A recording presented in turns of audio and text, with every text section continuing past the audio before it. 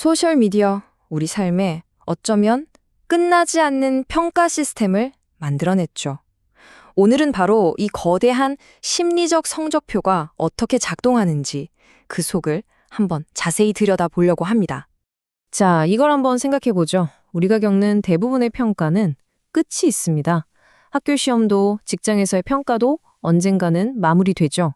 하지만 소셜미디어는 어떨까요? 여기에서의 평가는 완전히 다릅니다. 24시간 내내 전 세계인을 상대로 말 그대로 멈추질 않죠. 모든 문제는 바로 이 근본적인 차이, 유한함과 무한함의 차이에서 시작됩니다. 자, 그럼 이야기의 시작은 이겁니다. 우리가 무심코 소셜미디어 앱을 여는 바로 그 순간, 우리의 뇌는 과연 무엇에 가장 먼저 반응할까요? 한번 직접 떠올려 보세요. 인스타그램이든 틱톡이든 앱을 딱 열었을 때 시선이 가장 먼저 어디로 향하시나요? 아마 대부분 비슷할 거예요. 신기하게도 우리가 올린 사진이나 글의 내용 그 자체는 아니라는 거죠. 네, 맞습니다. 우리의 눈이 향하는 곳은 바로 숫자입니다. 좋아요가 몇 개가 찍혔는지, 조회수는 얼마나 되는지, 팔로워는 늘었는지 줄었는지, 댓글은 뭐가 달렸는지, 콘텐츠의 의미를 생각하기도 전에 우리는 이 객관적인 수치부터 확인하도록 이미 깊숙이 조건화되어 있는 겁니다. 그리고 그 숫자를 확인하는 순간 우리의 뇌는 아주 빠르게 이분법적인 판단을 내려버립니다. 아, 이건 잘 됐네? 혹은 이건 망했네. 이 모든 과정이 불과 몇 초 만에 거의 무의식적으로 일어나죠. 자, 그렇다면 이게 어떻게 가능한 걸까요? 소셜미디어의 핵심 작동 방식은 바로 여기에 있습니다. 인간 사이의 아주 질적인 경험들을 어떻게 측정 가능한 점수로 바꿔버리는가 하는 문제죠. 여기 보이는 이 표가 그 과정을 아주 잘 설명해 줍니다. 한번 보세요. 원래 관계에서 중요했던 친밀감이나 신뢰 같은 것들이 좋아요와 댓글 수로 번역됩니다. 사회적인 인정은 조회수가 되고요.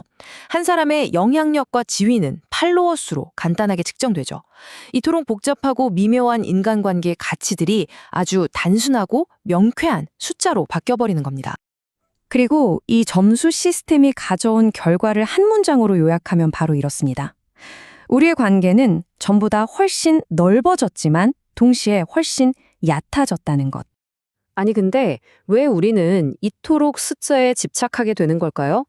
왜 우리 뇌는 이 단순한 수치에 이렇게나 강력하게 끌리는 걸까요? 여기에는 아주 흥미로운 심리적 그리고 신경과학적인 이유가 숨어 있습니다. 사실 이유는 아주 간단명료합니다. 숫자는요, 명확하거든요. 그리고 즉각적입니다. 해석의 여지도 없죠. 한번 생각해 보세요. 저 사람이 날 좋아할까? 이런 생각은 굉장히 모호하고 불확실하잖아요. 그런데 좋아요 100개는 그냥 100이라는 명확한 답을 줍니다. 우리 뇌는 이런 불확실성이 제거된 상태를 훨씬 더 선호하는 거죠. 그리고 바로 이 지점에서 강력한 중독의 고리가 만들어집니다. 자, 첫 번째, 게시물을 올려서 명확한 점수를 얻으면서 불확실성이 제거되죠. 두 번째, 좋아요 같은 긍정적인 숫자를 보면 뇌에서 도파민이 나와 즉각적인 쾌감을 느낍니다. 그럼 세 번째, 뇌는 이 보상을 또 원하니까 우리는 이 순환을 반복하기 위해 다시 게시물을 올리는 행동을 강화하게 되는 겁니다. 이 과정이 계속 반복되면 어떻게 될까요? 게시물을 올리는 행위, 즉 포스팅은 더 이상 자기 표현이나 소통의 수단이 아닙니다. 이건 마치 더 높은 숫자를 얻기 위해 변수를 통제하고 결과를 예측하는 하나의 잘 짜인 실험에 가까워지는 거죠. 그렇다면 이 숫자에 대한 집착, 이 중독의 고리가 결국 우리의 정체성, 그러니까 나라는 존재 자체는 어떻게 바꿔놓고 있을까요? 이제 그 더 깊은 차원의 변화를 한번 들여다보겠습니다. 이 변화를 가장 극명하게 보여주는 게 바로 이 질문의 변화입니다. 소셜미디어 이전에는 우리가 무언가를 표현할 때 던지는 질문이 이게 정말 나다운가? 였다면 지금은 뭘까요? 이게 과연 사람들한테 먹힐까가 됐습니다. 내 안의 기준점보다 외부의 반응, 즉 데이터가 더 중요해진 거죠. 진정한 나는 그렇게 점점 뒤로 밀려나게 됩니다. 그리고 또 하나, 바로 비교의 스케일이 달라졌습니다. 과거에 우리가 나를 비교했던 대상은 기껏해야 우리 동네, 우리 학교, 우리 직장 동료 정도였죠. 아주 지역적이었습니다. 하지만 지금은요, 전 세계에서 가장 화려하고 성공한 그것도 잘 편집된 상위 1%의 삶과 나를 실시간으로 비교하게 됩니다. 이건 애초에 공정한 게임이 아닌 거죠. 불안은 커질 수밖에 없습니다. 우리가 이렇게까지 반응에 목을 매는 이유, 그 이면에는 아주 근원적인 두려움이 자리 잡고 있습니다. 바로 사회적 부재, 즉 내가 존재하지 않는 것처럼 느껴지는 것에 대한 공포입니다. 내가 올린 게시물에 좋아요가 0개고 조회수가 낮다는 건 그냥 무시당했다는 느낌을 넘어 이 공간에서 나는 투명 인간이구나, 존재하지 않는구나 하는 느낌을 주거든요. 자, 이쯤 되면 이런 반론이 나올 수 있습니다.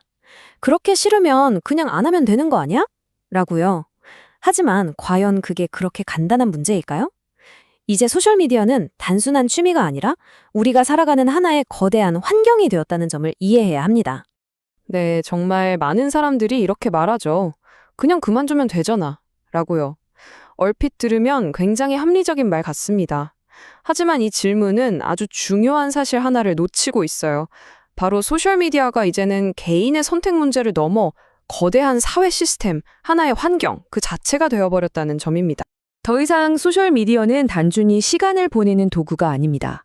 이곳에서 새로운 비즈니스 기회가 생기고 가장 빠른 정보가 유통됩니다. 사람들은 여기서 관계를 맺고 유지하며 개인의 평판을 쌓아 올리죠. 말 그대로 현대 사회를 살아가기 위한 필수적인 사회 기반 시설, 즉 인프라가 된 겁니다. 그렇기 때문에 이 평가 시스템에서 벗어난다는 건 이제 사회 그 자체로부터 벗어나는 것과 비슷한 의미가 되어버렸습니다. 그건 엄청난 사회적, 직업적 비용을 치러야 한다는 뜻이고 어쩌면 완전한 고립을 감수해야 한다는 뜻이기도 합니다. 그래서 마지막으로 이 질문을 던지며 마무리하고 싶습니다. 이 거대하고 또 피할 수도 없는 평가의 환경 속에서 과연 나 자신을 지켜낸다는 건 무엇을 의미할까요? 그리고 우리는 어떻게 해야 우리 본연의 모습을 잃지 않을 수 있을까요? 우리 모두에게 주어진 숙제가 아닐까 싶습니다.